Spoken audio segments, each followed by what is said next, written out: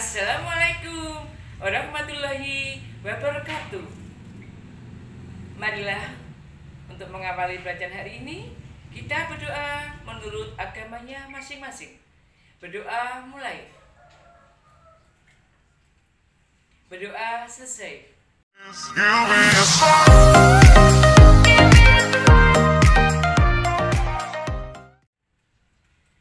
Hari ini materinya masih sekitar berita. Kalian kemarin sudah mengenal yaitu pengertian berita, ciri-ciri berita yang baik, 5W plus 1H, teks berita, dan unsur-unsur berita. Nah, hari ini kita melanjutkan yaitu mengenai penyusunan teks berita. Dalam penyusunan teks berita yaitu ada dua. Yang pertama ada langkah penyusunan, kemudian yang kedua ada langkah penyuntingan. Adapun langkah penyusunan teks berita yaitu ada 4. Yang pertama, memilih peristiwa atau kejadian terbaru. Yang kedua, menyimpulkan informasi yang mendukung. Yang ketiga, menyusun berita. Yang keempat, menentukan judul berita. Kemudian yang kedua, langkah penyuntingan. Kalian harus bisa menyunting berita yaitu dengan cara melihat ejaannya, tata bahasanya, dan sebagainya. Untuk lebih jelasnya, coba dengarkan materi hari ini. Teks berita. Kali ini kita akan membahas tentang KD 4.2 yaitu menyajikan data, informasi dalam bentuk berita secara lisan dan tulis dengan memperhatikan struktur kebahasaan atau aspek lisan, lafal, intonasi, mimik, dan kinesik. Pada intinya kita akan mempraktikkan bagaimana membaca sebuah berita yang baik. Ini disajikan oleh tim MGMPS SMP Negeri 1 Pace. Dalam menyusun sebuah teks berita, maka kita tidak akan pernah lepas dari unsur-unsur berita yang kita bahas minggu kemarin. Unsur-unsur berita sendiri ada 5, yaitu 5W, ada 5W dan 1H. Setelah kita menyusun 5W 1H, langkah penyusunannya kemudian terjadilah sebuah teks berita. Tetapi teks berita itu belum tentu layak terbit, maka harus dilakukan penyuntingan. Nanti akan disajikan bagaimana langkah menyusun sebuah teks berita dan bagaimana menyunting sebuah berita. Langkah yang pertama kita akan membahas tentang langkah-langkah penyusunan teks berita. Dalam menyusun teks berita, yang pertama adalah kita harus memilih peristiwa atau kejadian terbaru atau yang hangat dibicarakan banyak orang. Jadi berita yang kita sampaikan kepada orang lain itu harus up to date, harus yang sedang banyak dibicarakan oleh orang. Kenapa? Karena orang akan mau dan senang untuk membaca berita tersebut. Orang membutuhkan informasi yang terbaru dari apa yang dibicarakan oleh banyak orang.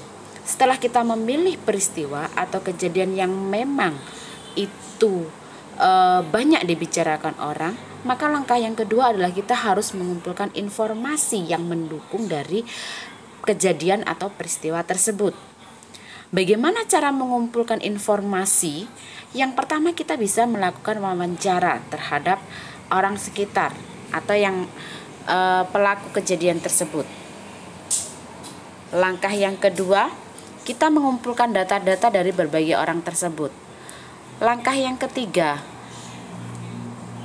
kita mendatangi tempat tersebut.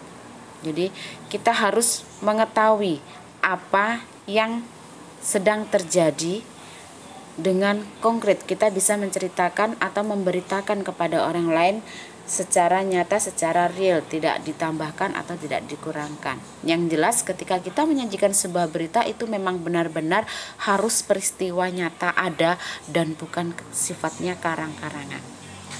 Ya. Setelah kita mengumpulkan berbagai informasi dan data yang kita butuhkan, maka langkah selanjutnya adalah kita menyusun berita tersebut.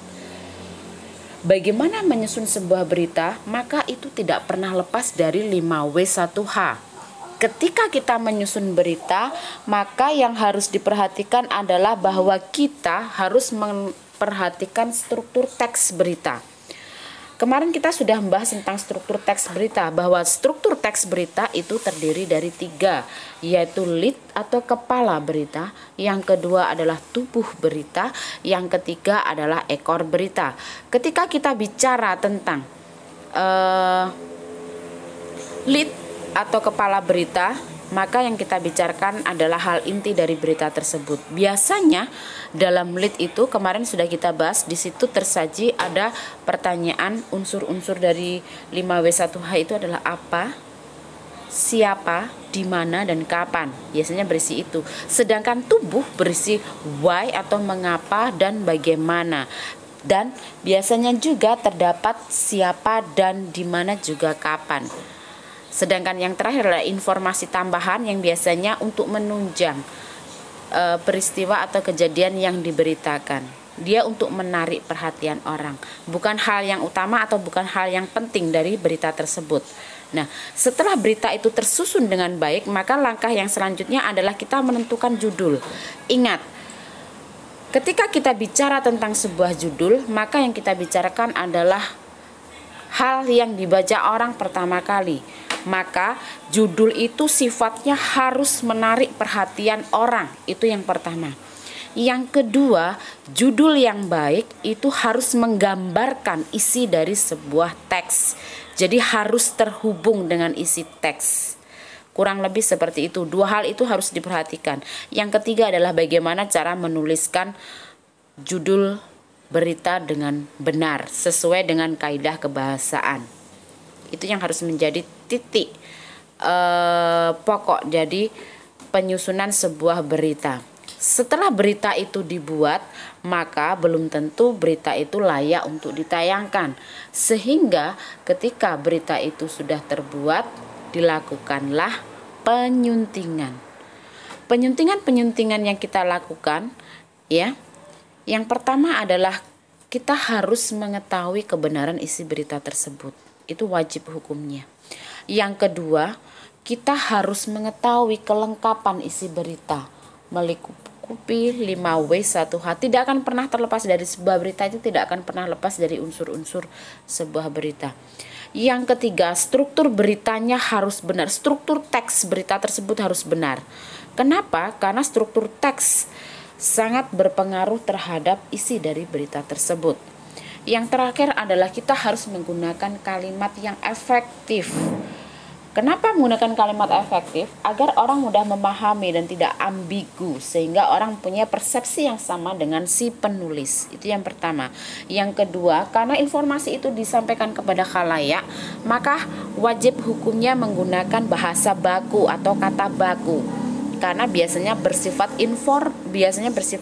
formal. Yang selanjutnya adalah ketepatan ejaan. Jadi ini terkait dengan kebahasaan yang kemarin kita bahas. Yang terakhir adalah tanda baca. Ingat, intonasi, penggunaan tanda baca yang kurang tepat menimbulkan pengertian yang berbeda dari berita yang disampaikan. Jadi, ketika kita membuat sebuah berita, maka kaidah kebahasaan harus benar-benar diperhatikan. Jadi anak-anakku, hari ini yang kita bahas ada 2 hal. Yang pertama adalah membuat sebuah berita, langkah-langkah membuat sebuah berita. Yang kedua adalah menyunting sebuah berita. Intinya hanya 2 itu. Yang tidak pernah terlepas lagi harus selalu saya ingatkan bahwa sebuah teks berita apapun itu bentuknya, berita apapun itu, maka unsur-unsur berita tidak boleh kalian lupakan. 5W1H itu harus, kelengkapan sebuah berita berada pada 5W dan 1H tersebut. Oke? Tadi Bu Win sudah menjelaskan, yaitu masalah penyusunan teks berita. Yaitu ada 2, ada langkah penyusunan teks berita. Yang kedua ada langkah penyuntingan teks berita. Untuk itu nanti kalian di rumah bisa membaca buku paket atau dengan melihat di internet. Kemudian jangan lupa tugas dari Bu Win dan Bapak Ibu guru semuanya hari ini, yaitu mengerjakan LK. Yang pertama, kegiatan 1.9 di buku paket halaman 21. Tugas kedua, kegiatan 1.10 di buku paket halaman 23 sampai 24. Tolong dikerjakan dengan sebaik mungkin. Bila sudah selesai, langsung dikirim ke WA-nya Bapak Ibu yang mengajar di kelas kalian semuanya. Jangan menunda waktu. Nanti tugasmu semakin menumpuk, semakin memberatkan kalian. Oke, jangan lupa pula kalau mengumpulkan tugas diberi nama lengkap, nomor absen, dan kelas berapa. Kalau perlu dibeli hari dan tanggal, bulan, tahun pemberian tugas Bapak Ibu guru. Oke, saya akhiri dulu dari Bu Win. Salam sehat selalu dari Bu Win. Sampai jumpa. Wassalamualaikum warahmatullahi wabarakatuh.